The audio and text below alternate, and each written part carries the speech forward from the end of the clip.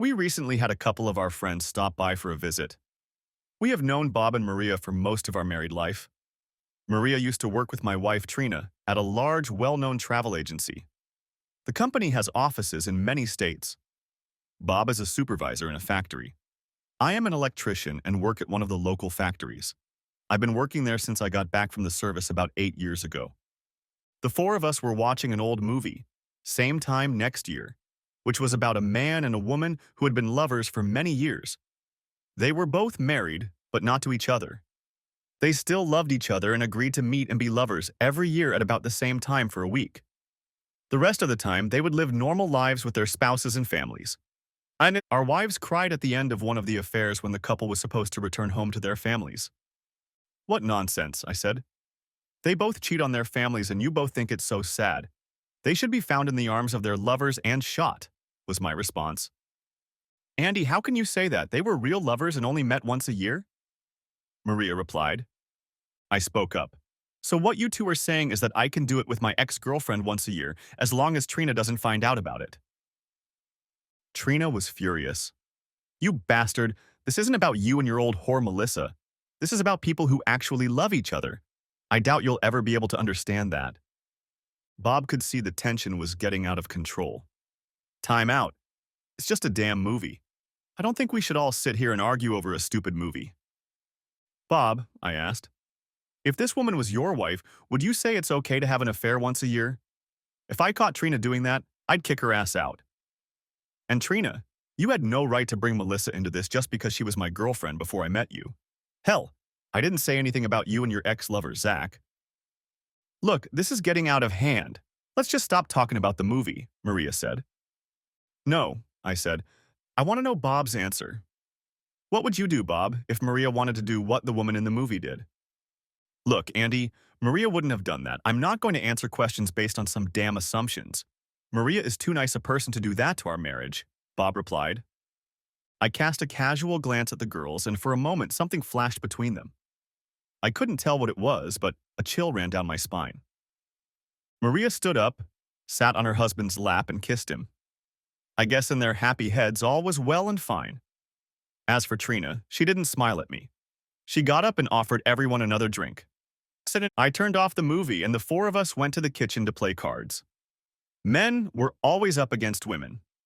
I have to admit that the cold made me think. In the days that followed, I did a lot of thinking.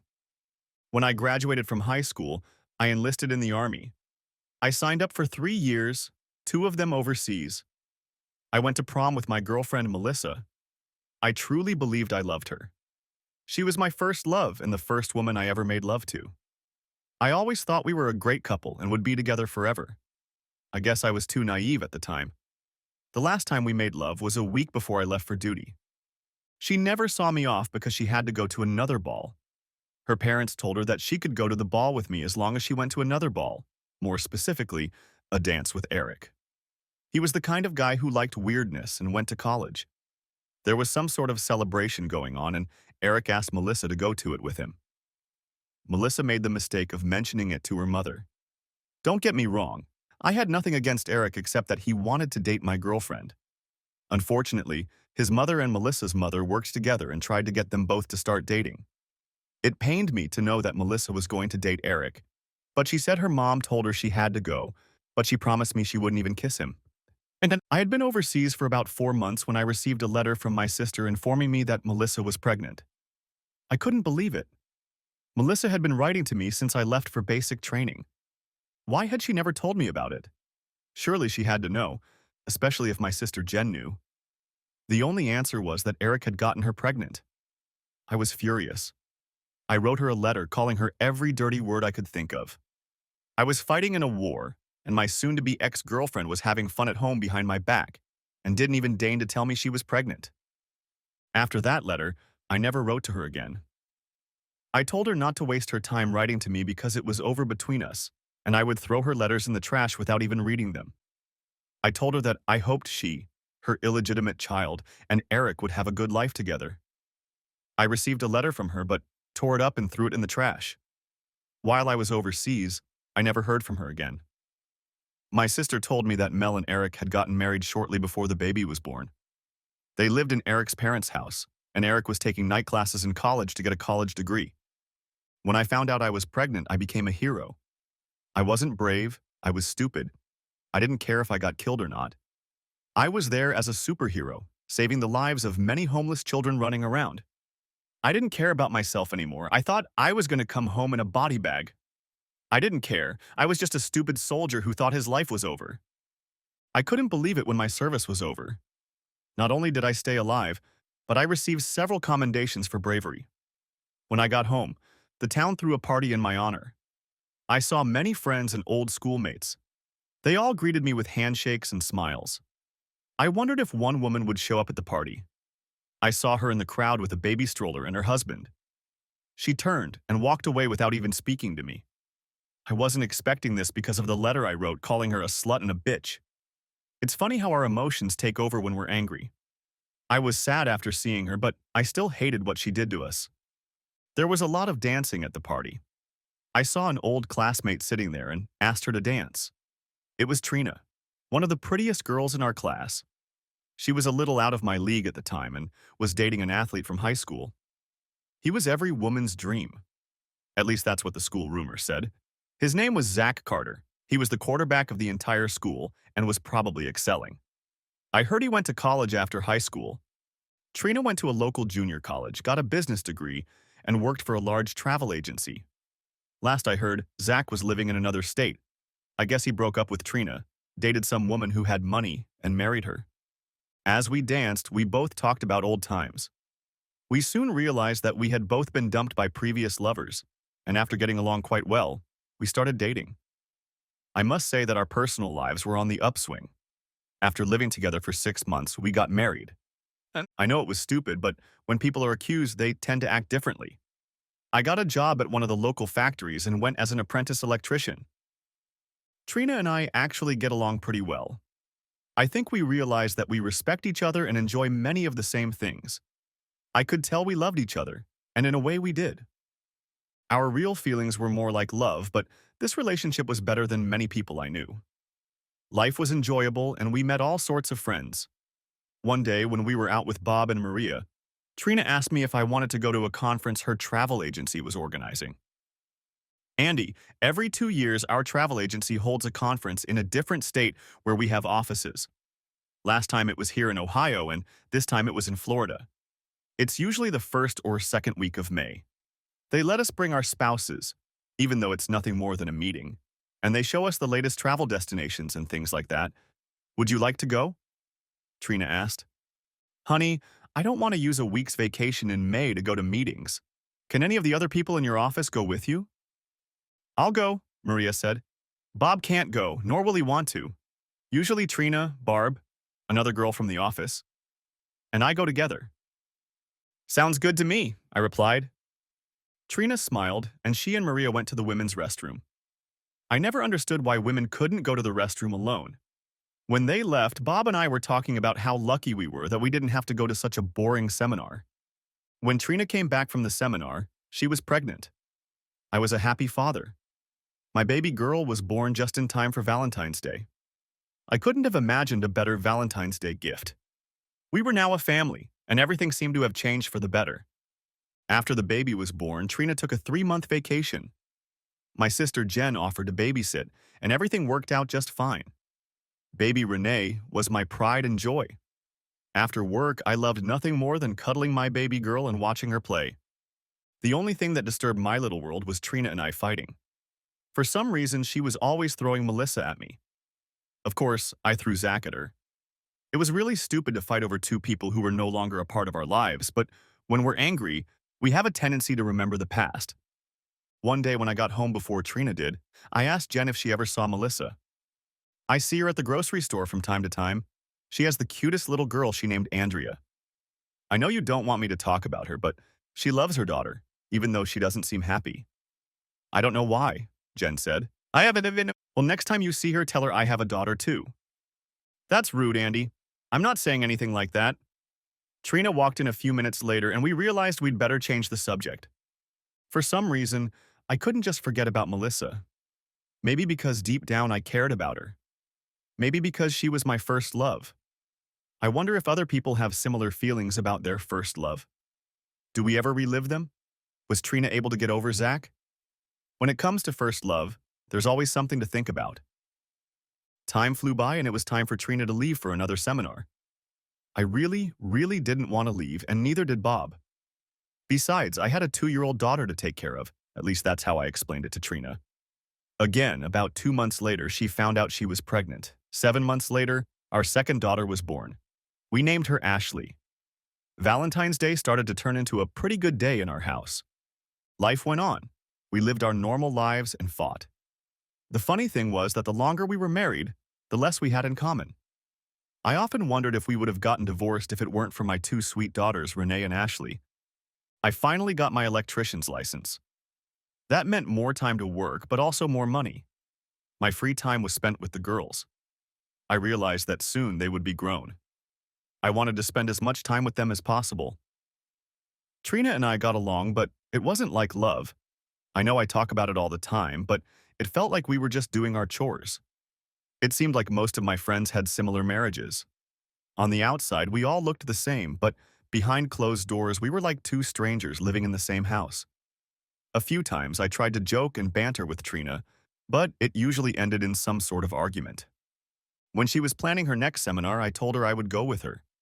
I figured our marriage would be strengthened if I took more interest in her work. At first, she seemed excited that I was going, but after a couple days, she calmed down a bit. A few days after that, Bob called me and asked if I wanted to go to Canada with him and fish while the girls were at the seminar. I tried to explain to him that I had told Trina I would go with her. Trust me, Bob. I'd rather fish than go to a travel seminar. Just tell Trina. I'm sure she'll understand. I've already booked the lodge or I'd change the date. I fish every time Maria goes to the seminar. This year, one of the guys couldn't make it and we had a vacancy. Maria was the one who suggested I contact you. Please at least mention it to Trina, Bob replied. I was sitting on the floor playing with the girls when Trina came home. The first thing she talked about was the fishing trip. I think Maria mentioned it. Andy, she said, I know about the fishing trip to Canada. I think you should go. No. Really, Trina? I promised you I'd go with you to the seminar. Look, Andy, this is your first vacation since you finished your course and became an electrician. You've earned it, and I'm not going to take it away from you and make you sit through a bunch of meetings. Call Bob and tell him to make room in the car for you. She smiled at me. I couldn't believe how sweet she was. I quickly got up and called Bob. The fishing was great. It was just what I needed to get away and relax for the best part of the week. My sister was watching the kids while we were both away. I asked her to keep them an extra night so Trina and I could have some fun. This led to our third pregnancy. Andrew Jr. was born the following February. All 3 of our children were born within 1 day of each other in February. Right after Andy Jr. was born, I had a vasectomy. I decided we had 2 daughters and a son and told Trina that 3 children were enough and I wasn't going to use condoms. She didn't seem happy or upset. Of course, why would she be happy? She probably thought 3 kids were enough too. About a year after Andy was born, Jen told me that Melissa wanted to talk to me alone. What about Jen? What could she possibly want after all these years? I don't know. She filed for divorce from Eric, but I don't know if that's true or not. She seems scared. I think she needs to talk to you. Do you realize that Trina will get really mad if I talk to Melissa? She's never really liked her. Maybe I elevated her too much years ago. I know I'd be pissed if I found Trina talking to Zach. Hell, I don't even know where he lives. Look, Andy, the last thing I want to do is interfere with your marriage. Maybe you can call her from my house or even meet her there once. I've always liked her, and I know she won't ask to talk to you unless it's really important. The next day, I went to Melissa's to see Jen. I felt like I was doing something wrong just by going there. One part of me kept telling me to go home, and the other part of me wanted to see Mel again. Now I was struggling with my thoughts about whether I was doing the right thing. I pulled up in front of Jen's house and sat there for a minute, trying to gather my thoughts and wondering what I should say. As I got out of the car and walked to the door, I felt like a nervous child. I rang the doorbell. Any other time I would have walked right in, but today was different. Jen came to the door and asked why I was ringing the doorbell. I didn't have an answer when I walked in. The tension could have been cut with a knife when I looked up and saw Melissa, just as beautiful as I remembered her, standing in Jen's kitchen. She was crying and pressing her hands to her face. I was at a loss for what to do. There was no way I expected to see her crying. I walked over to her and held her hands, seeing the tears streaming down her face. She spoke first. "I'm so sorry, Andy. I'm so sorry," she repeated over and over. She was shaking, and I put my arms around her to comfort her. I had no idea why she was acting like this, but it hurt. 10 years ago, I would have been happy to see her cry after what she'd done to me. But it was different now. Perhaps time helps heal old wounds. I hugged her and smelled the Melissa scent I remembered. "It's okay, Mel, it was 10 years ago. We both went through it," I said. "No, you don't understand. I promised Eric that I would never see you again. That was our pact. But I had to break it. I had to break it for Andrea, my little girl," Mel replied. "You're right, Mel, I don't understand. What are you trying to tell me?" Nene. Mel calmed down a little and Jen brought her a cup of tea. The three of us were sitting at the table when Jen suggested we go into the other room and leave Mel and I alone. "No, please stay, Jen. I think you need to hear this too. Andrea, my little girl, has a severe case of jaundice due to liver failure. She's going to get a liver transplant if a suitable donor can be found. The doctor said that family members would be the best match and that adults can only give part of the liver. It will grow back over time. My problem is that I'm not a match, and we don't have any other suitable family members." "What about Eric?" Jen asked. "Has he been tested? What about his family members?" Mel looked at me and said, "Eric isn't Andrea's father. It's you, Andy." She started crying again. I was stunned. I had so many questions and I didn't know where to start. "What?" I asked. "Why didn't you ever tell me she was my baby? My God, Mel, I can't believe you could hide something like that. When you found out I was pregnant, you didn't give me a chance to explain.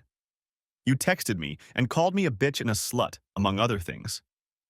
You said you didn't want to see me anymore. I wrote you a letter anyway, explaining everything, but you never wrote me back. Oh my God, I was furious when I got that letter and threw it away. I can't believe I was so stupid. I've been mad at you all these years. Why did you marry Eric? Does he know Andrea might not be his child?"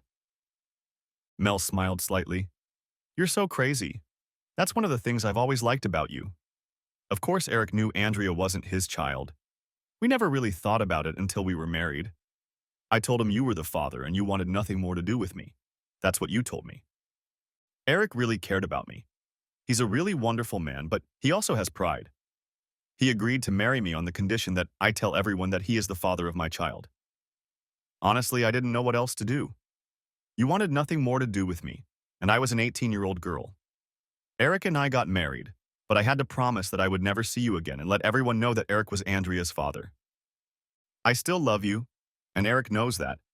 He's a good man, and we got along fine until Andrea was diagnosed with liver problems a couple months ago. You're her last hope? I had to choose whether or not to tell you. Of course, Eric said that if I told you Andrea was your child, we couldn't stay married anymore because his family and friends would find out the truth. But I had no choice. My child's life is at stake, and she comes first in my life. Will you take the test to see if you can be a donor?" Tears of hope stood in her eyes. This was no small decision. My marriage was probably on the line as well. I didn't know how Trina would react. After all, I was going to have to give part of my liver to Mel's baby. I knew I had to do the right thing, regardless of the circumstances or the outcome. "Mel, of course I'll take the test to save Andrea's life. Tell the doctor to make an appointment for me, and I'll be there." All three of us had tears come to our eyes. Mel came over to me and put her arms around me. She whispered in my ear, "I love you so much, always have and always will." Then Mel immediately picked up the phone and called the hospital to schedule my checkup. I was scheduled for Monday. I figured I would have a day or so to break the news to Trina. It seems I really was caught between a hammer and anvil.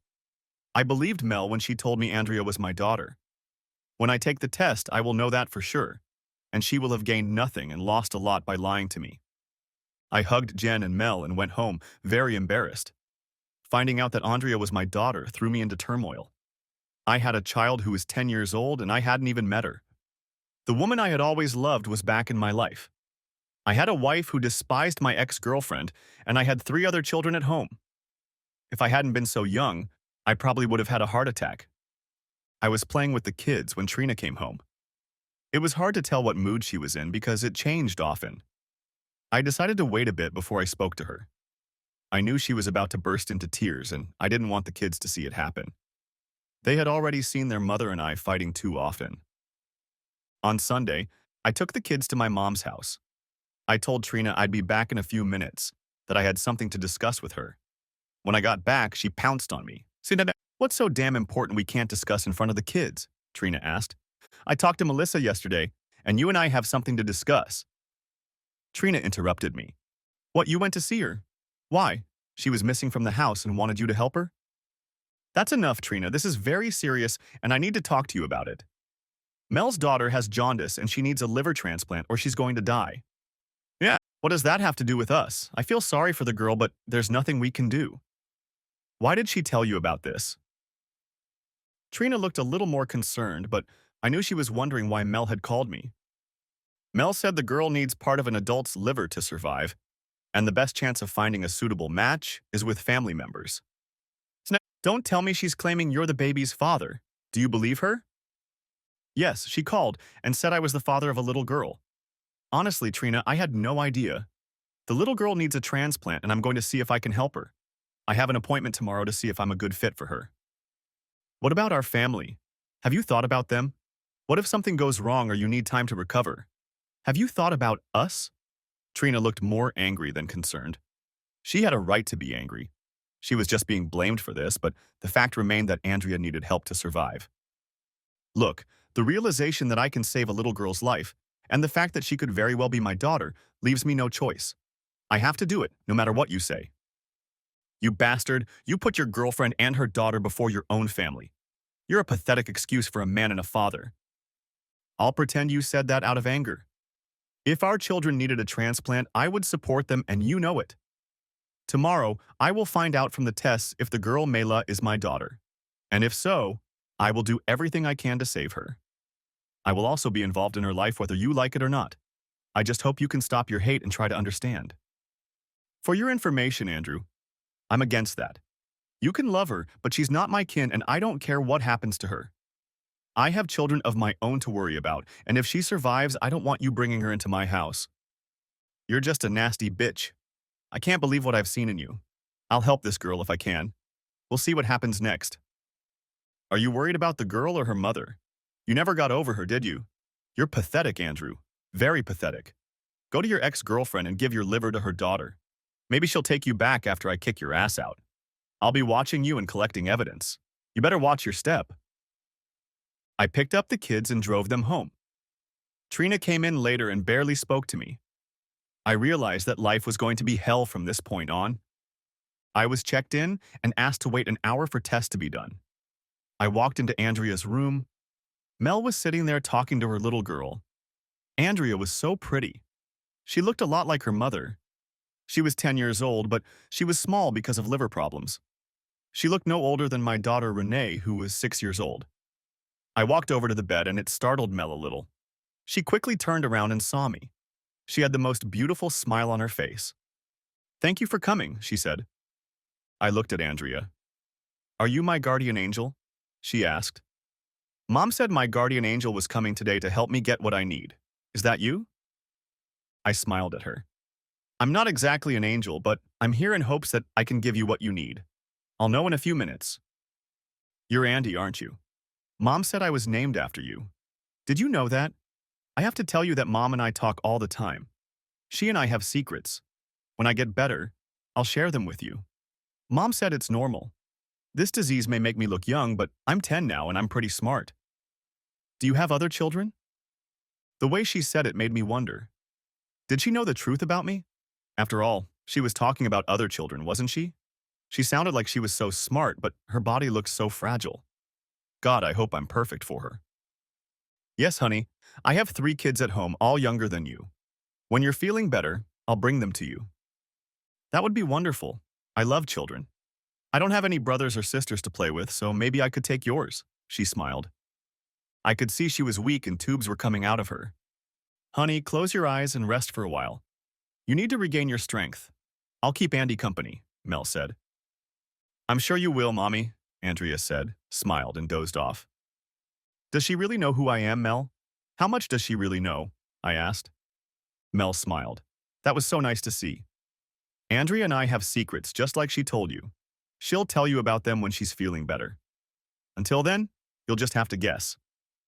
Mel escorted me back to the lab. We were asked to wait in the doctor's office. He wanted to talk to us.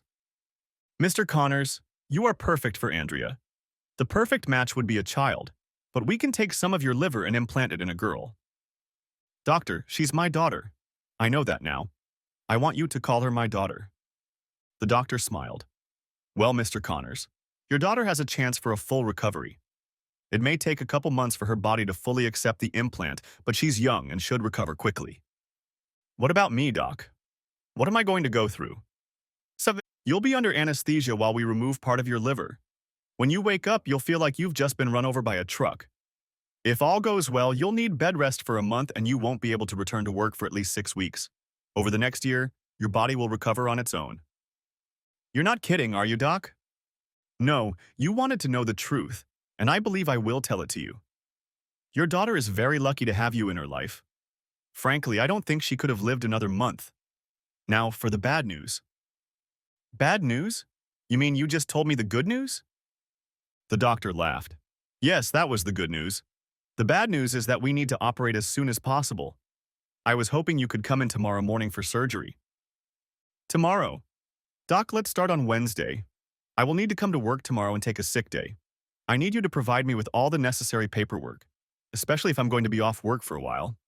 Agreed, Wednesday. I'll have my secretary provide you with all the necessary paperwork. See you Wednesday, Mr. Connors. Just call me Andy, Doc. Looks like we'll be seeing a lot of each other. Mel squeezed my hand as we walked back to Andrea's room. There were tears in her eyes, but they were tears of joy. I don't know what to say, Andy. You're putting your life on hold for months for my daughter. I'm doing it for my daughter, too. I can't live with myself if I don't help her. As for you and me, Mel, I don't know what's going to happen next. I'm married, and I would never cheat on my wife. I've always loved you, too. But we each have our own lives now. No matter what happens, I want to stay friends with you, and I want Andrea to be a part of my life. I leaned over the bed and kissed little Andrea's forehead. Sleep well, my beautiful daughter. Daddy loves you. Tears came to my eyes as I left the hospital. After being discharged from the hospital, I went to work to tell my boss what had happened. He said he was surprised. He didn't know any of my children had been sick. I didn't bother trying to explain it to him, but thanked him for helping me get my paperwork and insurance in order. He said my job would be there for me when the doctor cleared me to return. When I got home, Trina was waiting for me. So this is your baby? Yes, Andrea is my daughter. The surgery is on Wednesday. I've already taken care of the insurance and talked to work. I won't work for at least 6 weeks, but I'll be paid sick leave. So you're really going to go through with this? What about your kids? Are you going to tell them about the second child?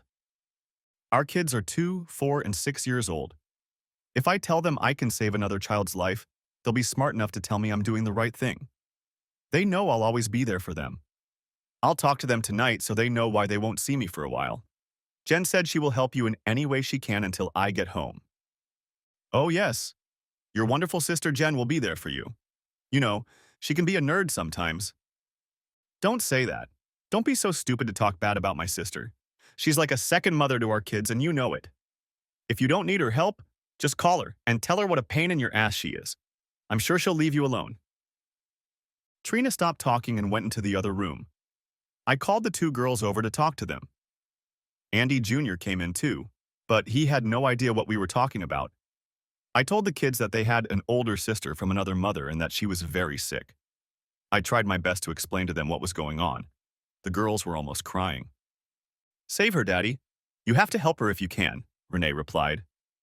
I will help, honey. I won't be home for a few days until I feel better. I'll call you and talk to you every day until I get home. When your sister is feeling better, I'll take you to her. Aunt Jen will help take care of you while I'm gone. I want you to be good for her and Mommy, okay? We'll be good, Daddy, we promise. On Wednesday, I went to the hospital. Before entering the room, I took a moment to look in on Andrea. She was nervous, but smiling. Hi, Andy. Glad you could make it. I couldn't have done it without you. I think she had a piece of me in her. She was a sweet, caring girl. I had only known her for a couple days, but I was so proud of her. I turned around and Mel was standing there, shaking nervously. It's going to be okay, Mel. Andrea's ready and so am I. She leaned forward and kissed me. I mean a real love kiss. Thank you, Andy. I'll never forget what you do for our daughter. I looked back at Andrea and realized that she had heard what her mom had just said. She just smiled at me as if to say, "Thank you, Daddy." And then I went to my room and started getting ready for surgery. When I woke up from surgery, I remember the doctor telling me how I was going to feel. He wasn't lying. I felt awful. A nurse came in, smiled at me, and ran her little tests. I told her how I felt, and she increased the dose of painkillers. I looked around the room, but no one was there. I knew Mel would be with her daughter, but I hoped Trina would change her mind and come to me. I fell asleep, and when I woke up, I heard voices. It was my sister Jen and Mel. "Hey, little brother. How are you feeling? You look like shit," she laughed. We always teased each other. She was as good a sister as you could ever have. She was married, but she didn't have kids. I don't know why. We just didn't talk about it. Jen, please don't make me laugh. That hurts like hell. How did it go? Is Andrea going to be okay? Mel says, "It's too early to tell, but the doctor is very optimistic. He said the surgery went well, and now all we have to do is pray that her body will accept the liver." "It will accept my liver. I don't give my body parts to just anyone." I started to laugh. "Oh, that hurts. I can't even laugh without it hurting." "Andy, I am forever indebted to you for what you did. You saved my daughter's life. Our daughter's life. She is still my daughter even though we are not married. I will look forward to seeing her regularly. My children can't wait to see their big sister." "What about Trina? You know, I tried to talk to her several times, but she always walked away from me. I just wanted to be friends, but she'd say, 'No way.' I wish we could all be friends, but it doesn't seem like that's going to happen. I really hope Andrea gets closer to your other children." "Trina never told me she was socializing with you, ever. As for Andrea, I will bring my children to her. They told me they can't wait to see her, and they also asked that she get better. I promised them I would do that." The three of us talked for a while, after which the doctor came in to see me. Jen and Mel said they would meet with me later. I talked to the doctor, and he updated me on the status of my health and Andrea's health. And even though I felt lousy, I called home to talk to the kids. Trina picked up the phone and asked how I was feeling. "Good, I guess I'm just calling to say hi to the kids." I really didn't want to talk much right now, especially to Trina. "Well, I'll probably stop by tomorrow after work. I've been too busy today to get out anywhere," Trina remarked. And she handed the phone to the kids and they each started talking on the inside phone. I told them I'd talk to them the next day, but I just wanted them to know I was okay and I missed them.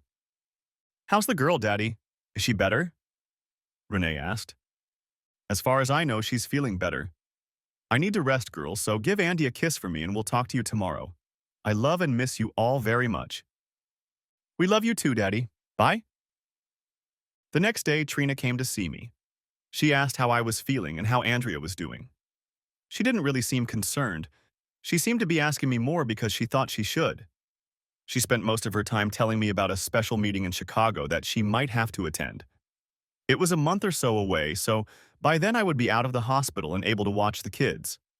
She said that my sister Jen was with our kids now, so she could come and visit me. Her visit made me wonder if she wanted to stay married to me. I had nothing to refer to, but I sensed she was hiding something. Not that I had a sixth sense, just a feeling. She kissed me lightly on the lips and told me she'd be back in a couple days, then got up and left. A short time later, Mel came in to see me, and it was as if the aura in the room had changed. I realized I had married the wrong woman, but it was too late. I made my bed, and now I'm going to do everything I can to make my marriage work out for the sake of my children. There is nothing I wouldn't do for them, including living in a loveless marriage.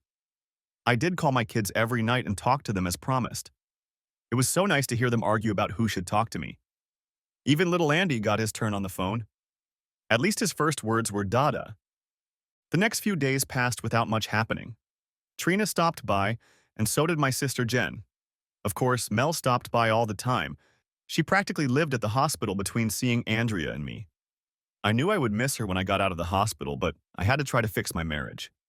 A few more days passed, and I had a few visitors from work and, of course, my mom. She said she was by my side when they took me out of the ICU, but I came out of there like a light. My mom was by my side every day after surgery. She never talked about it, just visited Andrea and told me I had done everything right. I could tell by the look on her face that she too accepted Andrea as her granddaughter. She didn't need to tell me that. That's how grandmothers talk about their grandchildren. I asked Mel about Eric and her impending divorce. He's moving to California. You know, he's always been a bit of a weirdo, but a good weirdo. He's a wonderful man, and I'm going to miss him. We've agreed to stay friends. He really likes computers, and he said he found a job in Silicon Valley. He'll make a good husband for the right woman someday. It's just not me. What exactly do you do for a living, Mel? How are you going to survive? Like I said, Eric is a computer wizard. He supplied me with a computer. I run a home business billing several medical facilities. I set my own work schedule just as long as the work gets done on time. Eric and I made an agreement where he leaves me the house and furnishings. Of course, I'll still pay for it. We each have our own car, so that's not a problem. We'll split our savings after we pay off the credit cards. There won't be any support. It wouldn't be right for him to pay for someone else's child if we're not married. Her eyes glittered. It was out of respect for Eric. Later that evening, Eric came to visit me. I was completely surprised. I didn't know what to say. I hope he doesn't want to fight because he would definitely win if he did. Andy, I just came by to say thank you. Thank you? I don't understand. You saved Andrea's life. She's the sweetest girl and I'm going to miss her. I'm leaving for California tomorrow. I just talked to the doctors and it looks like Andrea's body has accepted your liver. She's starting to get her color back. Eric, maybe you and Mel can patch things up. I know she respects you. Andy, let's not lie to each other. If she loved me as much as she loves you, I'd happily stay after her.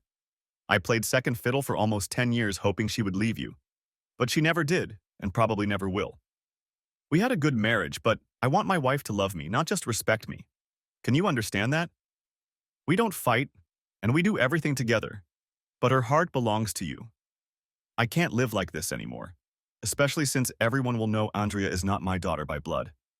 So take care of my family. Don't worry about me. Computers are my first love, and I'll be working in Silicon Valley. Thanks again, old boy, for giving Andrea another chance at life. You really are a good man. Eric, I'm so sorry. I really don't know what to say. What about Andrea? I know she's going to miss you. You're the only father she's ever known. I have to say that our relationship with Mel was based on respect. We decided from the beginning that my name would not be on the birth certificate. Under my father's name, she put your name and said you were overseas, so your signature was not needed.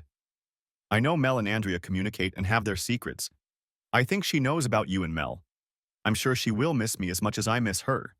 That's why she needs you in her life. She needs a father. Why shouldn't he be her real father? Thank you again and keep them safe. They will need you both. Before I could say anything, Eric turned and walked out the door. I lay there thinking about how complicated my life had become. At home, I had a wife, a solid marriage, and 3 wonderful children. On the other side was an ex-girlfriend and a daughter I had just donated a kidney to. Gosh, not the best situation I was in, I thought. Soon I was able to go home. I wasn't allowed to lift anything heavier than 5 pounds. My girls understood, but Andy didn't know any better and wanted to be held. At least he was content to climb in next to me and sit on the bed or couch. My girls were like 2 little mommies waiting at my heels. Trina left for work every day, and when she came home, we were happy for each other. Jen stopped by my house every day for a couple hours to see if I needed anything. She was very helpful to me. I also talked to my mom every day to keep her updated on my condition. She took my 3 kids every couple days so I could get some rest. I was recovering well, but I didn't want to overdo it. The first week I was home, I didn't call Mel directly. Jen would stop by the hospital or call Mel to see how Andrea was doing. She was going to be in the hospital for another week. The doctor was surprised at how well she was doing. Her skin color had returned to her and she was gaining weight. He was very optimistic about her condition. After Andrea was sent home to recover, my girls wanted to meet her. I still wasn't allowed to drive, so we all got in the van and Jen drove us to Mel's. I wasn't sure about driving there, but with Jen and the kids, I guess it wouldn't be a problem. Mel's house was beautiful. It was well furnished and clean. I told the kids that Andrea was a sick girl, so they should be quiet. Mel smiled when she saw my children. She introduced herself and said they could call her Mel. She led the two girls into Andrea's bedroom and introduced a smiling Andrea to them. I was surprised when I saw her. She no longer had jaundice, a yellowish color caused by liver problems, but a beautiful, clear complexion. "Hi," Andrea said. "I'm your big sister." "Well, big sister anyway." She smiled as she saw that Renee was almost as tall as herself. "Don't I have a little brother? Where is he?" Andrea asked. Jen walked into the room, holding little Andy in her arms. "You were looking for this little guy?" Jen replied. I couldn't believe what Andrea said next. I know I will never forget it. The things that come out of the mouths of children. "Hi, my sweet little brother from the other mom. I'm your big sister, Andrea." Andy smiled. Jen sat him on the bed. He climbed over and sat next to his new big sister. Tears came to my eyes. I couldn't help it, but I wasn't alone when I looked over and saw Mel and Jen smiling too. I knew now that Andrea had been informed that I was her birth father. We spent the next couple hours with the kids, letting them enjoy each other's company. The kids were upset when we told them we had to leave and that Andrea needed to rest. The girls said they wouldn't leave until I promised them they could come back again. Of course, I told them that they would see each other often. As we were leaving, I realized I was going to have to pay for the night I told Trina we were going to Mel's. And no sooner had Trina walked through the door than the girls informed her that they had met their big sister today. At least Trina had the sense not to start yelling at me before the kids went to bed. They called me every name they could think of. I tried to explain that nothing had happened and Jen was with me. Of course, Trina accused me of Jen lying for me and to cover up the affair. My God, Trina, why can't you believe we could just be friends? I've never cheated on you and I never will. My family is too important to me to have an affair. And then you accuse me of Jen lying for me. Trust me, Jen would never tolerate infidelity, not even from her brother. I told you the kids wanted to get to know each other and had a good time. Why are you looking so glum? Not everyone wants to cheat on their spouse. I promise you, I won't. She yelled some more and we went to bed. We still slept together and I tried to lie next to Trina, but she wouldn't do it. Eventually, everything healed up pretty well. The doctor told me to wait another month before going back to work. I called the plant and let them know about it. Trina reminded me about her trip to Chicago in a couple weeks. She would be gone for a whole week. I decided I wouldn't have a problem with the babysitter. Now I could pick Andy up and he was happy. The next week, our friends Bob and Maria came over to watch a movie and play cards. The girls chose the movie same time next year. Thus, we bring you up to speed from the very beginning of this story. As I mentioned at the very beginning, something happened between Maria and Mel. I kept thinking about the way they were looking at each other. I saw Trina whisper something to Maria before she and Bob left. I knew something was wrong, but I wasn't sure what. Things hadn't been good between us since the surgery. We hadn't made love in a long time. I decided to give it a try. She pushed my hand away at first, but I kept trying. "Are you ready?" she asked. "You're going away for a week and I don't want to wait for you to come back." And yes, we eventually got to the point. Now, the next morning she left for work and I cleaned up the house, something I didn't often help with. There were folded clothes on the dresser and I put them away in a drawer. I noticed a package of birth control pills when she started taking them. I had a vasectomy over a year ago. I pulled them out and put them on the dresser. I opened them to see if she was taking them. I knew I would ask her about it tonight. God, I hope she has a good reason to use birth control. Our marriage was on the rocks as it was. I looked around for something else to keep me entertained, but found nothing. We both didn't use the computer much at home, and we had the same email address. There was nothing unusual about that. I checked a few of our phone bills, but they were fine. Maybe I was getting paranoid. When Trina got home that evening, I asked her about the birth control pills. "Why were you going through my drawers? You had no right." "Really? I live here just like you do. I wasn't peeking. I decided to help clean the house and was just putting your clothes away when I noticed the pills. Are you going to explain to me why you're taking them, knowing I had a vasectomy?" "You bastard, you say you trust me and then you give me the third degree. I'll tell you why I have to take the pill. A few months ago, I was having trouble getting my period, and I went to the doctor. She advised me to take the pill to control the timing of my periods and make them more regular. Why didn't you tell me you were having problems with a woman? What would you have done? Would have prescribed me pills or advised me to see a doctor as I did? Besides, you were too worried about the other members of your family at that moment. I didn't want to bother you with my health problems. That's inappropriate, Trina. You are my wife, and you mean a great deal to me. I'm sorry I doubted you, but I got worried when I saw the pills. I got scared. I was afraid you might be having an affair. I'm sorry. Okay, now you know why I take the pills. Not because I want to, but because the doctor told me to. After talking to her, I feel better. I admit I still had my doubts, but I wanted to believe her. Friday morning, she was in a great mood. She kissed the kids and me goodbye before leaving for Chicago. I asked her to come back soon so we could continue what we had started. On Saturday, I took the kids to visit Mel and Andrea. We spent the whole day together as one big happy family. I wish my life with Trina was the same instead of constantly fighting. There were some feelings between Mel and I, but we both knew it was best not to go with our feelings. On Sunday, I was watching TV with the kids when there was a knock on the door. I opened it and saw two old high school buddies. April and Mandy had graduated with me and Trina. They were gathering information for our next reunion. They were writing down as many facts as they could so they could print a book and hand it out to all of our former classmates. They got our address from Melissa. I'd forgotten she'd given it to me. I invited the women into the house and gave them tea. We had all the preliminary conversations, what's up and what's new. April was the first to speak. So Andy, tell me what's new in your life and where you're working for our book. I told a few facts about how I joined the service and where I was working now. I didn't know if Melissa had told them about the surgery, so I left that out for now. Then they asked me about Trina. I told them about the travel agency Trina worked for. Mandy looked surprised. Oh my God, that's so weird. What's weird about working at a travel agency? I asked. It's just that her ex-boyfriend, Zach Carter, works at the same travel agency, but in Chicago. It's so weird. Old friends working for the same company, but in different states. How do you know that, Mandy? Have you talked to him? No, we talked to his mother last week. She told us all about him and how rich and powerful he is. I remember at school all the girls wanted to date him. His mom says he's still in great shape and works out every day.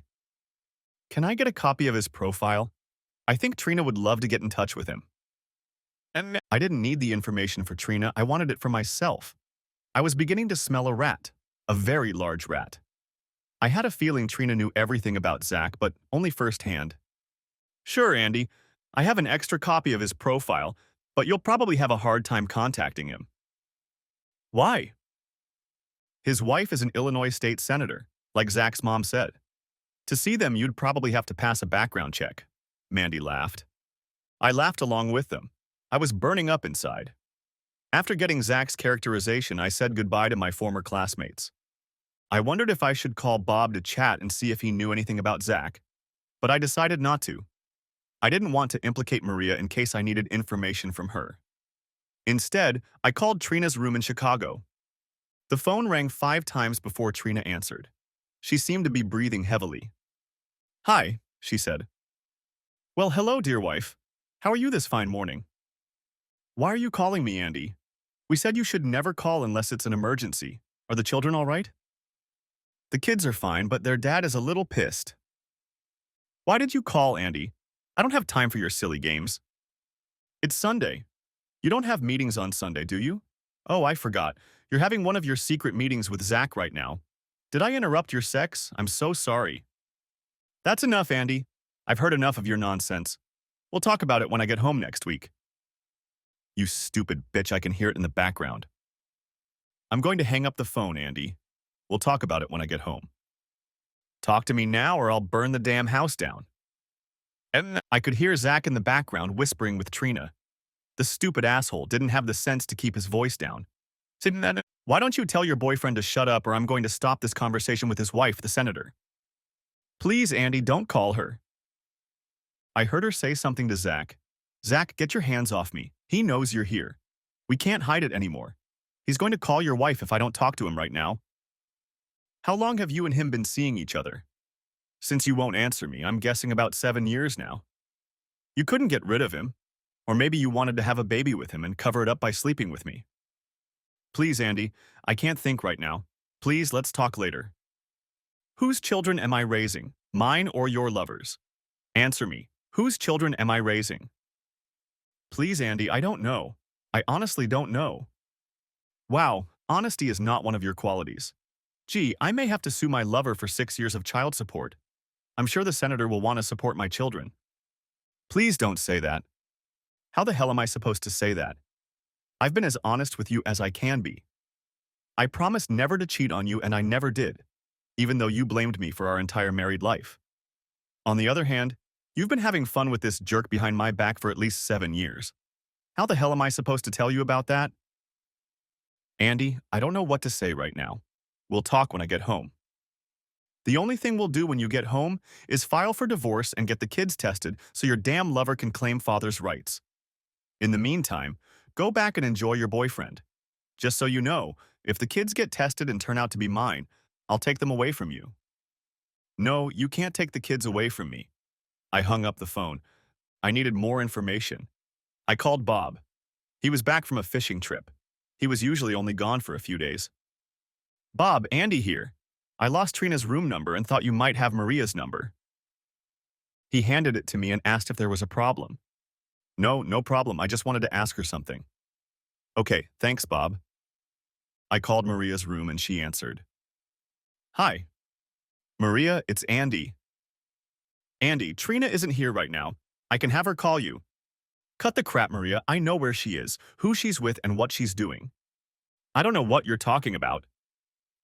I knew she was trying to call my bluff, but I wasn't bluffing. Room 804, Zach Carter. Now answer a few questions or I'll ask your husband, Bob. Are you trying to blackmail me? Blackmail? Hell no. I just figured that if Trina had an affair for 7 years and you covered for her, you might have gotten a little something on the side yourself. Either you tell me what I want to know, or I'll tell Bob about Trina and you can talk to him about why you've been hiding it. What do you want to know, Andy? So you had sex with Bob too? Do you have an ex-boyfriend too? Please don't tell Bob. I did it the first 2 times and I felt so guilty about not being able to share a room with Trina anymore. It was a big mistake and I am truly sorry for it. Who was it with, Maria? Please, Andy, I told you I did it and I regret it. It was some friend of Zach's. I want to forget about it.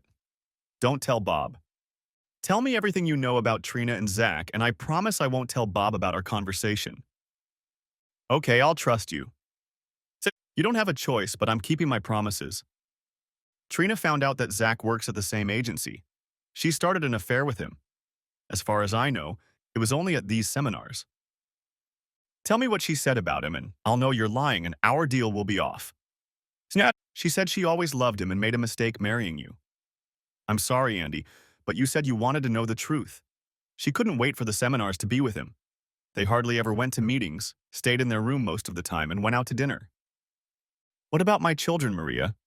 Tell me what you know. Oh God, Andy, I don't know what to say. She hoped all 3 kids were Zach's. It was her way of getting even with you. It didn't make any sense. I never understood why she wanted you to raise Zach's kids. So my kids are really Zach's? I don't know. She always hoped they were, but as far as I know, she really doesn't know. Needless to say, Marie, Trina and I are getting a divorce and I'm going to have the children tested to see who will support them. I will keep my promise to you and not tell Bob about this conversation. In any other matter, I won't lie to him. As for friends, I never want to see you in my house again. I needed someone to talk to. I wanted to talk to Mel so badly, but I didn't think it was wise. I had no idea how Trina would feel about the situation. And the last thing I wanted to do was involve Mel in the story. I called my sister Jen and asked her to come over. She sensed the urgency in my voice and said she'd be right over. And then Jen and I talked it over and thought about what scenarios could happen. I was at a loss as to what to do next. I now know why there is a temporary guilty plea. I would kill both Zach and Trina if they walked through my door right now. Jen and I decided that we should call Zach's wife. She had earned the right to know what kind of bastard she married. I looked at Zach's profile, and his home phone number was listed. I called it, but the receptionist answered. I asked to be connected to Mrs. Carter. There was a pause. Then I was asked to wait a minute. Who is it? The woman asked. I'm Andrew Connors from Ohio, and you are Mrs. Carter. Yes, I am, but my name is Senator Conroy, and my husband's name is Carter. Well, Senator, your husband is at the hotel right now having fun with my wife. I thought you might want to know. Damn him. He said he's no longer seeing this married woman. Is her name Trina? Yes, that's her. Trina Connors from Ohio. His high school girlfriend, who is soon to be my ex-wife. Mr. Connors, thank you for making me aware of the situation. I can't talk right now, but you will be contacted by my people in the next few days. I don't want to talk to your people. If you want, I'll talk to you personally. I don't need anything from you. I just wanted to make you aware of your husband's infidelity. I hung up the phone. Obviously, she knew about her husband's infidelity. I wondered if Trina was his only girlfriend. Well, now I would have to sit around and wait for Trina to show up and start divorce proceedings. The hardest part was taking the test to see if I was the biological father of my children. What if they're not mine? I raised each of them from day one. They were my family and my life. Around midnight, there was a knock on my door. I just sat on the couch and thought about my problems. I tucked my 3 kids into bed, hugged and kissed each of them, wondering if they were mine. Damn, I wanted a drink, but after my liver surgery, I wasn't allowed to drink for probably a year. A knock startled me, and I heard it again. I looked out and saw a policeman. I opened the door. I'm Officer Bates with the Sheriff's Department. Are you Andrew Connors, Trina Connors' husband? The officer asked. Yes, officer, that's me. What's going on here? I regret to inform you that your wife was killed in an automobile accident in rural Illinois. The Illinois Post Office has asked me to inform you of her death. I was shocked. One moment I hated her to the core and wanted to kill her, and now she was dead. I couldn't believe what I had just heard. I wanted to wake up hoping that I had dreamed it all, and that the past few days had been a bad dream. But it wasn't a dream, and I woke up. What happened, officer? Are you sure it was her? Maybe it was a mistake, muttered I. I'm sorry, Mr. Connors, but there can't be a mistake. It was an automobile accident and they both died. According to the report I received, their car went off the road, went over an embankment, and hit a tree. Both passengers died on the spot. You said they. The other person in the car was Maria? No, sir. It was Zach Carter. Did you know him? I was stunned. I thought it was probably Trina and Maria getting home early, but it wasn't. That meant she was still spending the afternoon and evening with Zach, even after talking to me. I knew I had to answer the officer. Yes, he was from the company's Chicago office. I hadn't seen him in years. What time did the accident happen? About 7 o'clock, give or take a few minutes. It took us a while to gather information and contact you. Again, Mr. Connors, I'm sorry you were the one who had to report it, but we wanted you to be one of the first to know. If you contact the Chicago Sheriff's Office tomorrow, they may be able to tell you more. Good night, sir. Thank you, officer, I said as I closed the door. At that moment, I went numb. I felt hate, loss, love, disgust, and even fear. Fear of what to do next.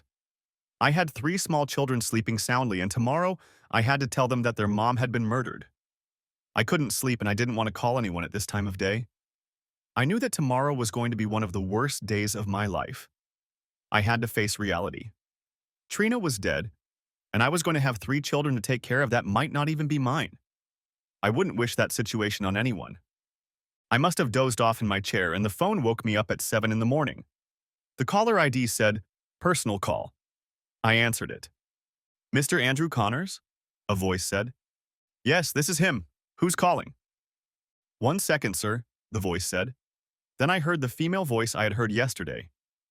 "Mr. Connors, this is Senator Janice Conroy. Under the circumstances, I would prefer to be called by my first name. I know you've been informed of the accident. I'm very sorry for your loss, but I need to talk to you. I need a big favor." "Mrs. Conroy, you lost your husband as well. I know this situation won't do either of us any good. What favor do you need?" "Could you please not mention the affair between my husband and your wife? I know it will sound bad, but it will ruin my political future. There's nothing I can do right now to change the situation, but it would ruin my life." "So you want me to lie and say it didn't happen?" "No, of course not. I just don't want you to talk about this affair in the press. You're going to get a few phone calls. I could handle it from this side and leave it at that, but I know someone will be looking to sensationalize it here. It won't be good for either of us. Mrs. Conroy, I won't meddle in personal matters if you'll do 2 things for me." "What do you want?" "I'll do it if I can." I want a real account of this incident, the one that high-ranking people are hiding. I also need a copy of Zach's DNA. You know what that's for. I'll do my best. I'll be expecting him shortly after the funeral.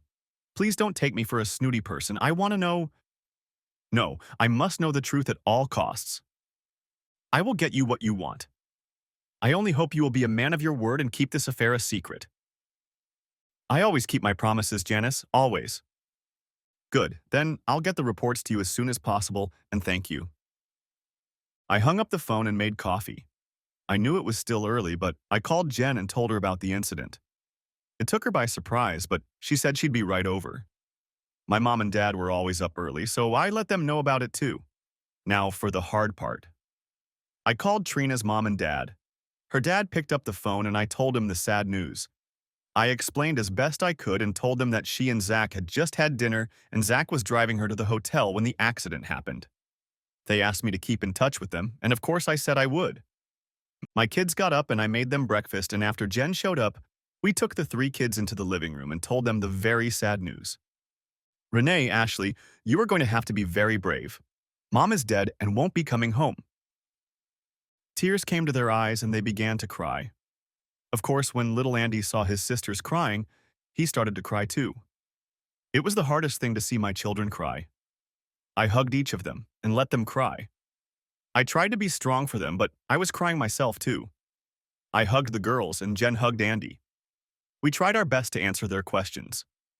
There was a knock on the door and Jen called out, "Come in." It was Mel. "I'm so sorry to hear what happened." She and Andrea were crying. Ashley ran over to Mel and climbed into her lap, and Mel sat down and gently rocked her youngest daughter. Andrea sat next to her mother. "How did you find out?" I asked Mel. Jen replied, "I called her after you called me. I hope you don't mind." "Of course not. I was just surprised." When the kids had calmed down a bit, Andrea offered to take them to their rooms and play games with them. It was a godsend because shortly after they left for their room, the phone rang. It was journalists and reporters. They were all saying the same thing. "We have some questions." I got angry and started to hang up. Jen said she would handle the phone calls. She spoke to the next reporter. "Look, I don't understand why all these news people keep bothering us. My brother just lost his wife and is raising 3 young children. We're not celebrities and would like some privacy.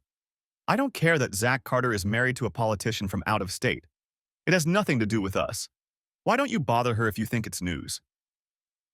We turned on the news and there was a report. A local woman was murdered in Chicago last night. She was with the husband of State Senator Janice Conroy.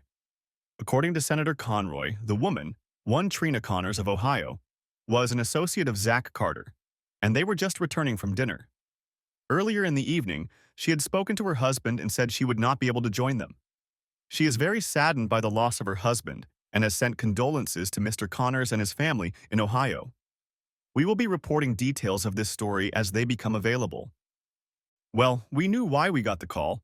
I guess we need to get a story ready for those stupid reporters and repeat the same thing over and over until they leave us alone. "I'll take the next call, Jen," I said. "Hello. Yes, this is Andrew Connors. Look, I don't understand all these calls. I'll just tell you what I know. Zach Carter and my wife, Trina, work for the same travel agency but in different states. They meet periodically and discuss travel opportunities. They had just had dinner and were on their way back to her house when the accident happened." The man continued to ask questions. "Yes, I talked to my wife that morning and knew she was going out to dinner. They had been friends since high school. I knew Zach personally. We all went to high school together. It was a terrible accident and I and our 3 children will miss her terribly. If you still have any questions, I suggest you contact your senator." After that, I hung up the phone. Jen and I took turns answering the stupid phone. We knew they wouldn't stop calling until we told them something. The phone was ringing off the hook. It's a good thing Jen called Mel. It would have been hard to keep track of the kids, answering the phone and opening the door all the time. We got calls from several concerned neighbors and friends. They were already hard enough to deal with, let alone other calls. As if we didn't have enough problems already. Lawyer after lawyer called us and asked if we wanted to represent them in the event of a lawsuit. We basically told them to go to hell and that we weren't going to sue anyone. If we wanted an attorney to represent us, it wouldn't be an ambulance chaser attorney. At the end of the day, the calls subsided a bit. Mel made us all lunch. Neighbors brought food, and Mel cooked everything for us. I hardly spoke to her, but I was glad to have her around. It's strange when there's a death in the family. A lot of people bring you food when you have no appetite. At least we didn't have to worry about cooking anything. There was a knock on the door, and I assumed it was another neighbor, but it turned out to be a damn TV reporter. "Mr. Connors, may I have a word?" said the woman with the microphone, followed by the cameraman. "Who the hell do you think you are? You come into my goddamn house one day after I lost my wife, and for what? For some damn gossip?" "No need to curse, Mr. Connors. It's for television." "To hell with your damn television. I lost my wife, my 3 little kids lost their mother, and all you think about is the news. Maybe you'll take a picture of her body strewn across the damn freeway and get 1 or 2 more readers. You guys make me sick." "Mr. Connors, we just want the truth." "No, you don't. You need a damn lie to sell to your listeners. I'll tell you the truth and see if it works for you. My wife and Zach were high school friends years ago." "Were they lovers, Mr. Connors?" "Lovers?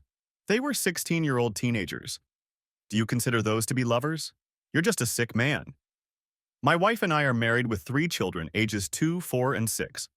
She works full-time at a travel agency. Tell me, when has she ever had time for a torrid affair with an ex-boyfriend 2 states away?" "But she was with him." "Yeah, they had a business meeting in Chicago and went out to dinner. A lot of old friends have dinner together.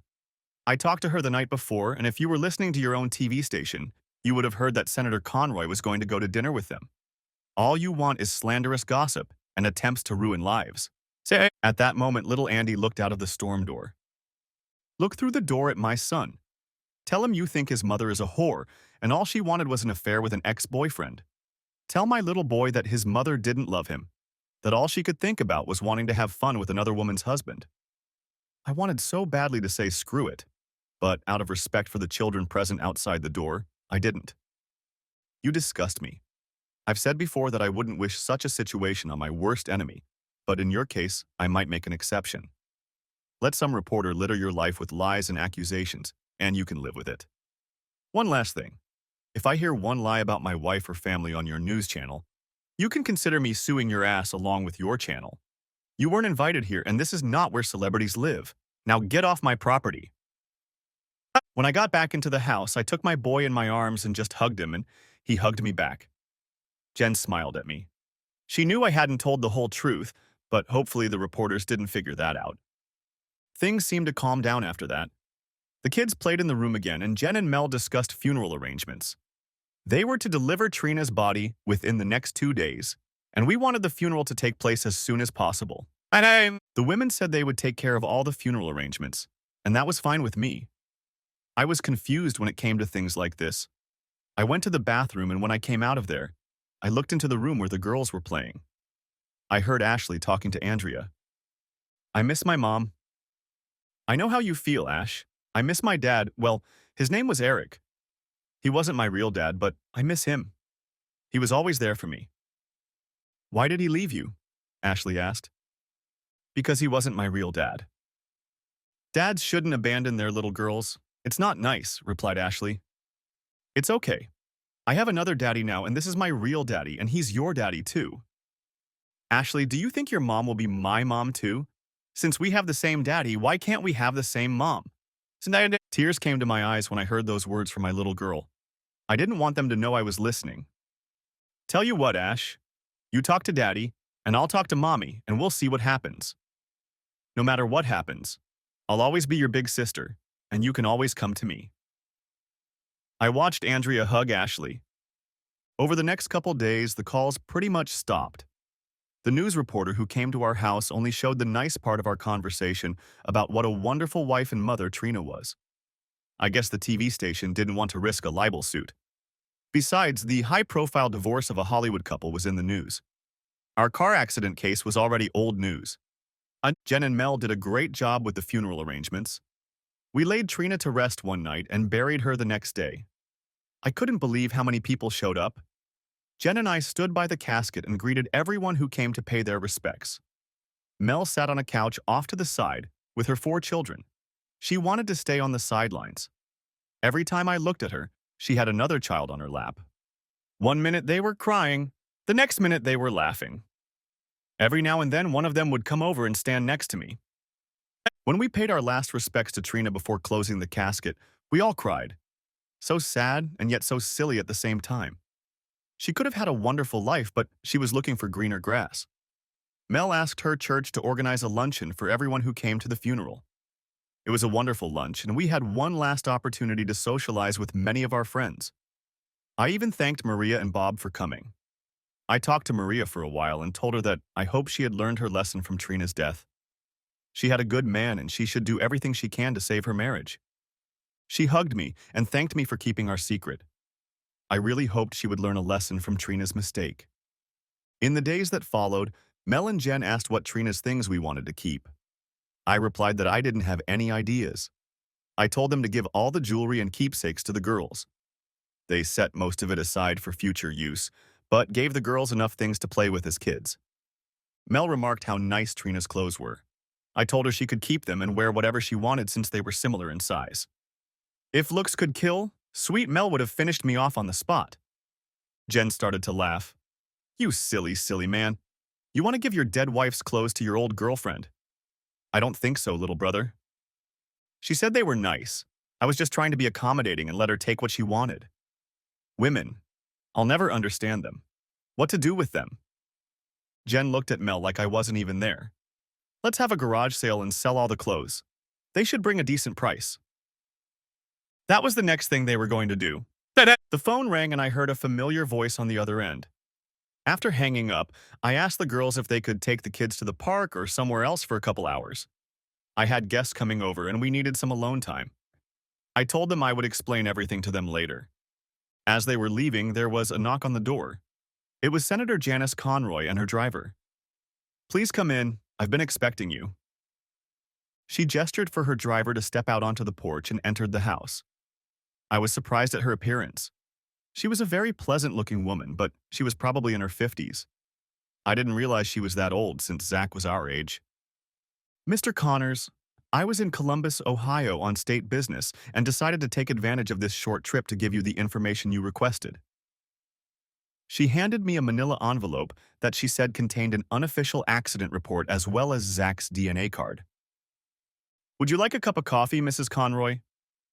Please, just call me Janice today, and a cup of coffee would be nice. Just a little cream, please.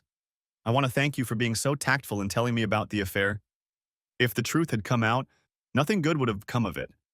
I got a call from the insurance company asking me to talk to you about settling this matter. Janice, I don't want your money. I just want to get this over with so my family and I can move on with our lives.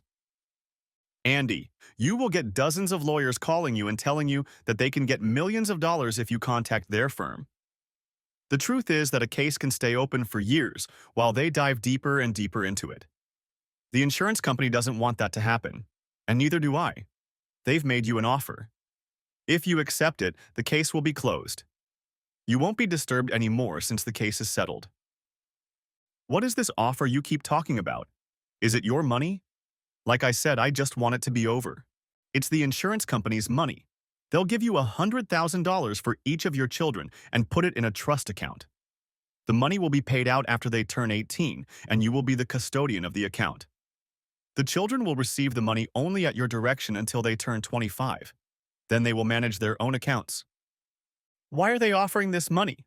Have there been any misdemeanors? No, it's just that everyone is obsessed with courts these days. It's easier to sue someone than to look for a job. This will just close the account. They'll also pay for all the medical expenses after the accident. Hospital bills, ambulance bills, and other expenses.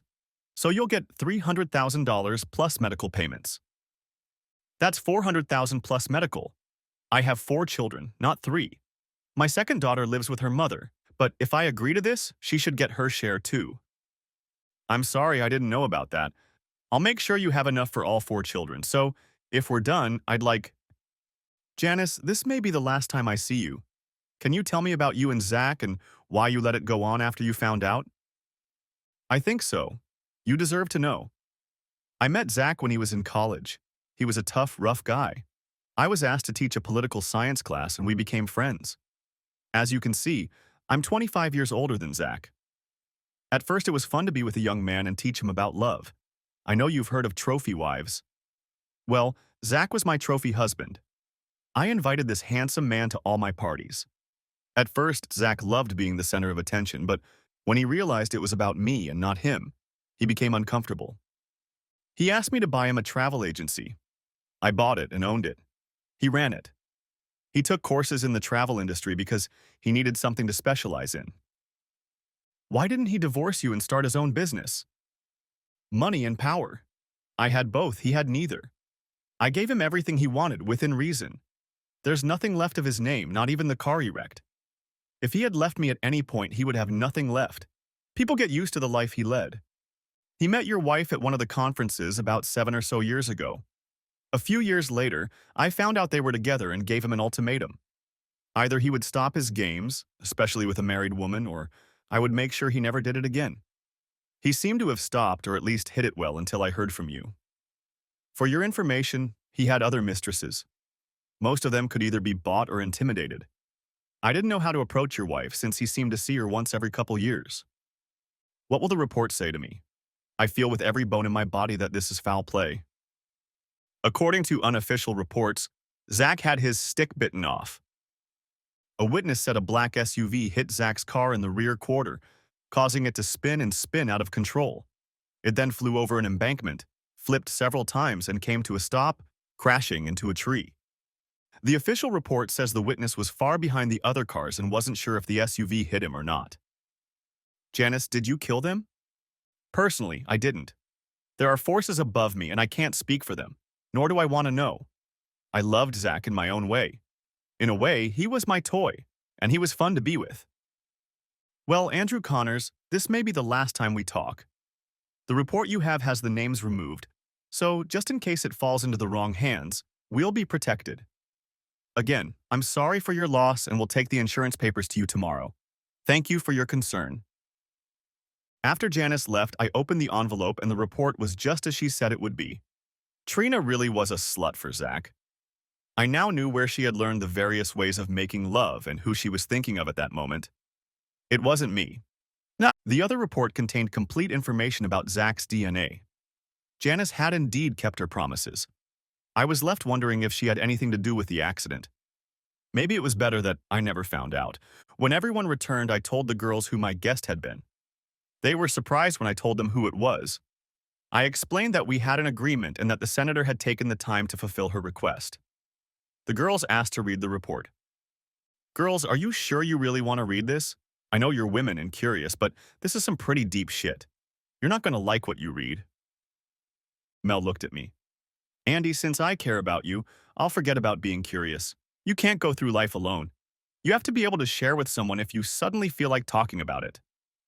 She smiled sweetly at me after that. When they read the report, they were saddened.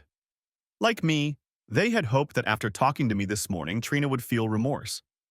I told them some of the things Janice Conroy had shared with me. My sister Jen said, I know it's awful, but maybe Trina's death is God's providence.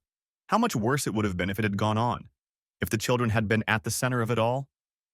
I knew she was right, except she said it out loud. This was Jen, who was never afraid to speak her mind. When she left, I sat down at my desk, reread the report one more time, and looked at Zach's DNA. Mel sat down at the desk next to me. What are you going to do with that? She pointed at Zach's DNA report. I have an appointment at the clinic tomorrow to get tested and find out if Zach is the biological father. Don't do it, Andy. For your sake and for the sake of the kids, don't do it. I have to know, Mel, I have to know. Why? Why is it so important right now? Zach is dead, Trina is dead, and nothing good will come of this knowledge. What if you're not the biological father? What are you going to do? Abandon the kids, put them in foster care? Raise them with anger in your heart? Please, Andy, listen to me. You're their father. You've been there for every one of them since day one. You birthed their babies, changed their dirty diapers, but most importantly, you've always been there for them. You are the one they call daddy, not someone else. Don't allow such thoughts into their mind and heart. Please promise me you'll think about it, Andy. Think about your children. Okay, I'll think about it tonight. If we go, I'll stop by tomorrow when we're done. Mel kissed me lightly on the lips. It felt so good. She called Andrea and they headed home. I did what I promised and thought it over. The next day, it was the middle of the afternoon when I pulled up to Mel's house. The kids jumped out of the car and ran to her house. Andrea was at school, but Mel told them they could play in her room.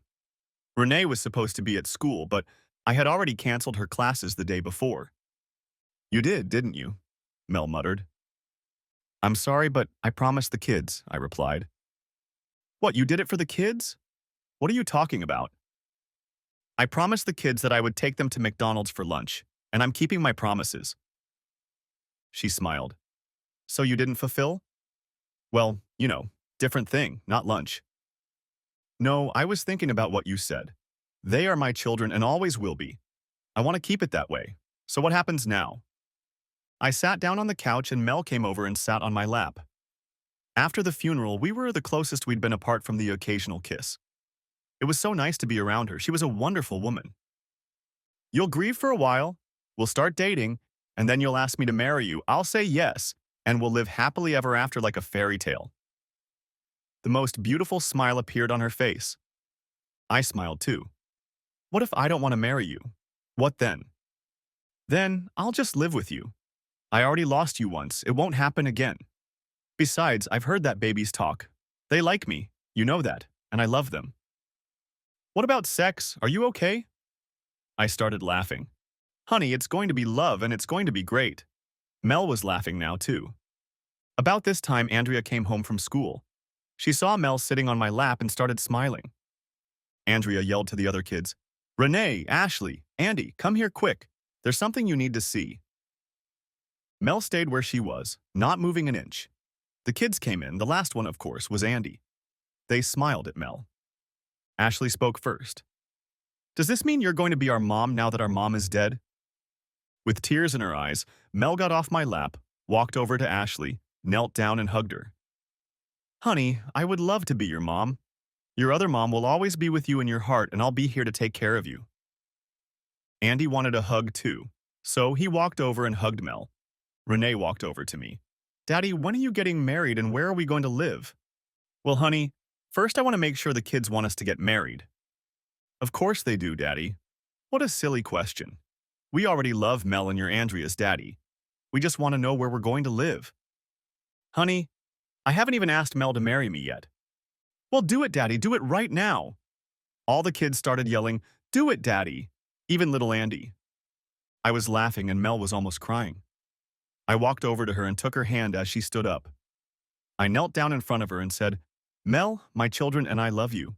Will you be their mom and my wife? I have to buy you a ring to make it official. I wasn't planning on doing it today, but I can't think of a better time and better witnesses. Before I can finish, the kids are already saying, Answer him, Mommy, answer him. The funny thing is, before she even answered, the kids started calling her Mommy. How much longer do I have to think about this, kids?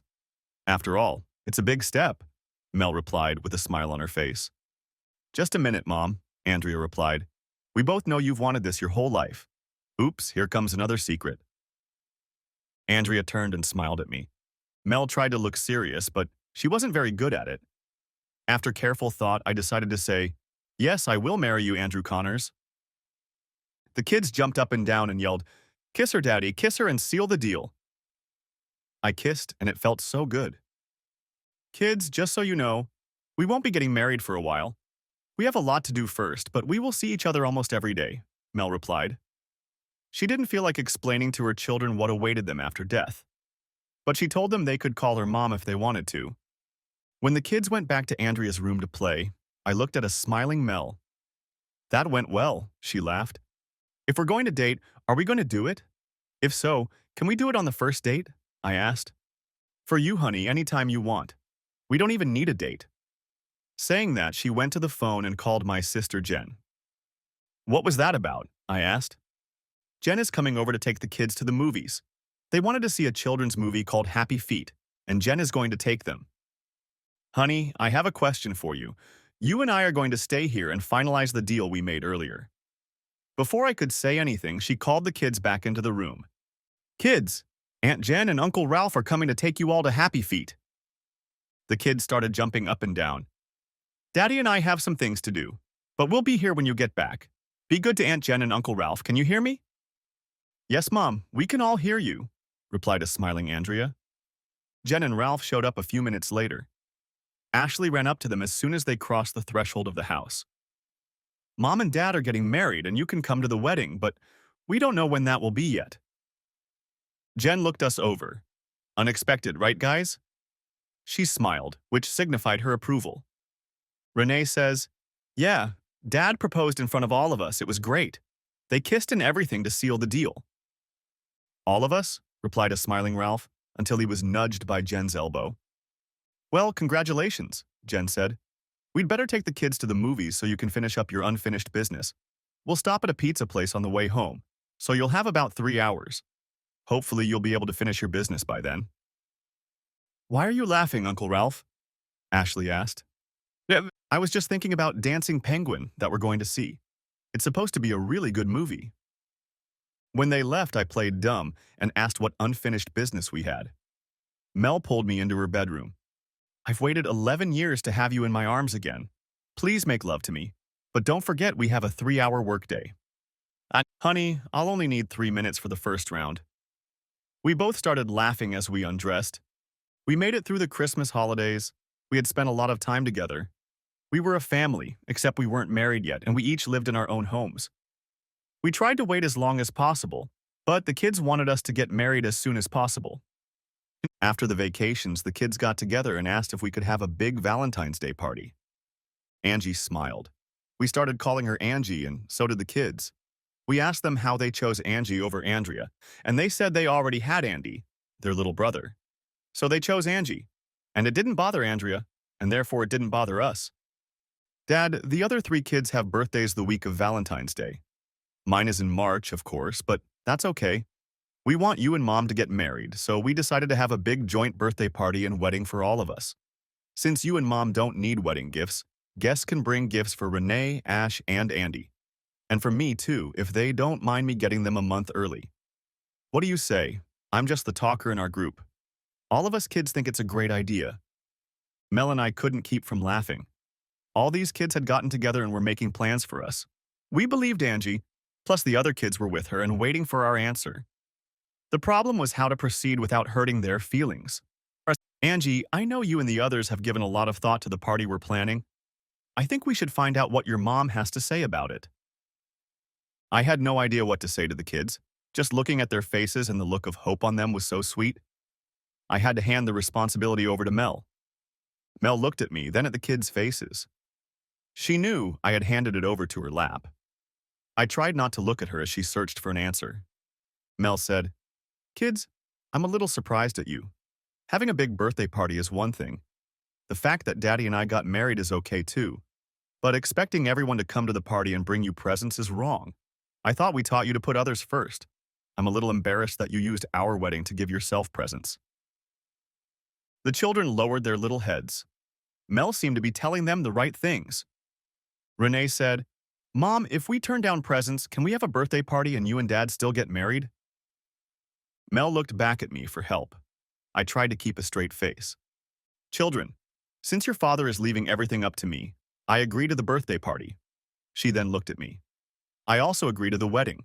We will have it as a family celebration. But we won't ask our guests to bring you presents? I was caught off guard. Honestly, I didn't think she would agree to a family celebration. Mel was full of surprises too.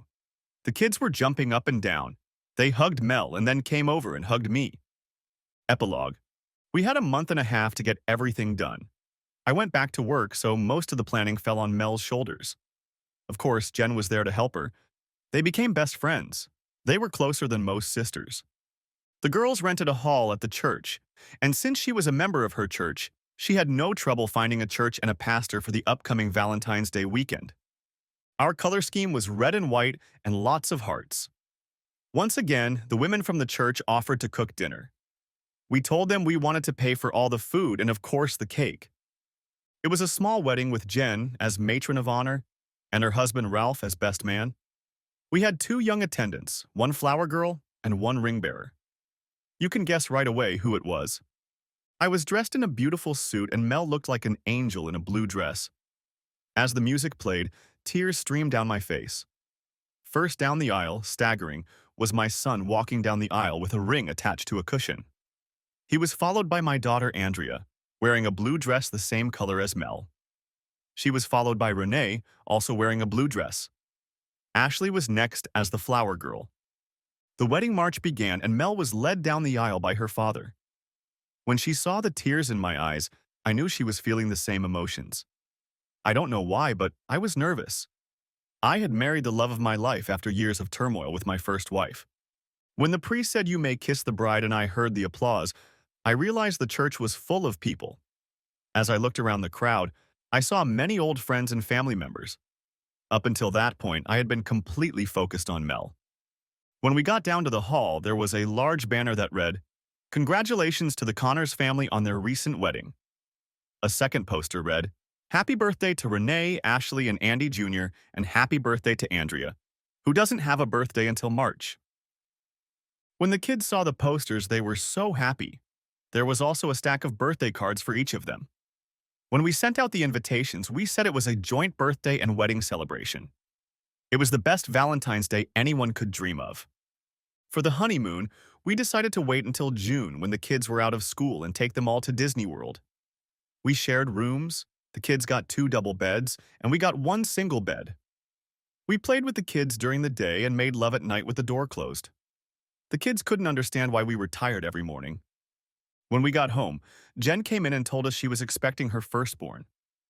We were so happy for her and Ralph. We knew they were trying, and we were so happy it worked out. They had a son. Andy will now have a little buddy to accompany him for the next few years. We decided to sell my house and move in with Mel. Both houses were big and old, but well-maintained.